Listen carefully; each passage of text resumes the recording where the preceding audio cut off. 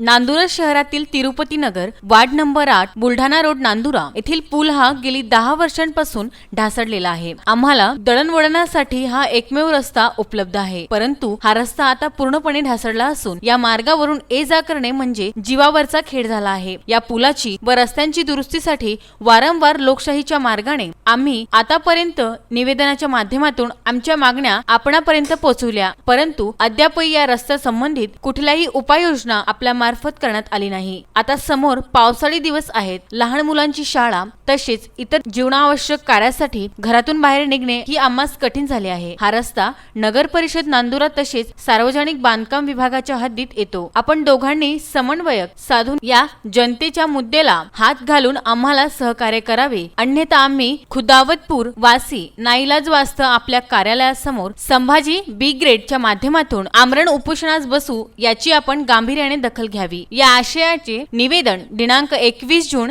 2019 रोजी नगर परिषद मुख्याधिकारी नांदुरा तसेच तहसीलदार नांदुरा व सार्वजनिक बांधकाम विभागाचे कार्यकारी अभियंता खामगाव यांना देण्यात आले।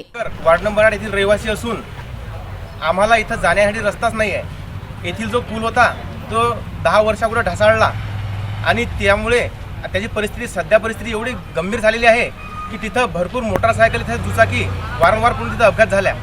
याबद्दल आम्ही नगर परिषदला वारंवार निवेदन दिले व आमची मागणी पोहोचवली, परंतु लोकशाहीच्या मार्गाने मी वारंवार आमची मागणी त्यांच्या समोर रेटून सुद्धा आमच्या काम मार्गी लागले नाही। म्हणून आम्ही आज सर्व खुदावंतपूर वासी तसेच Tirupati Nagar ward number 8 Buldhana road Nandura येथील सर्व रहिवासी संभाजी ब्रिगेडच्या माध्यमातून आज एक ठळक निवेदन आम्ही इथं दिले आहे। जर येत्या 15 दिवसात आमच्या रस्त्याचं काम मार्गी लागलं नाही तर आम्ही संभाजीच्या माध्यमातून इथं भव्य आंदोलन उभारू व लढा देऊ। यावेळी डॉक्टर नितीन नांदुरकर, संभाजी ब्रिगेड तालुका अध्यक्ष शिवश्री अमर, रमेश पाटील, संजय पाटील, संजू चोपडे, मुकुंद चोपडे, दीपक कहवडे, राहुल काजळे, विठ्ठल भगत व इतर बहुसंख्य लोक उपस्थित होते। VC न्यूज करता नांदुरा येथून पुरुषोत्तम भातुरकर यांचा वृत्तांत।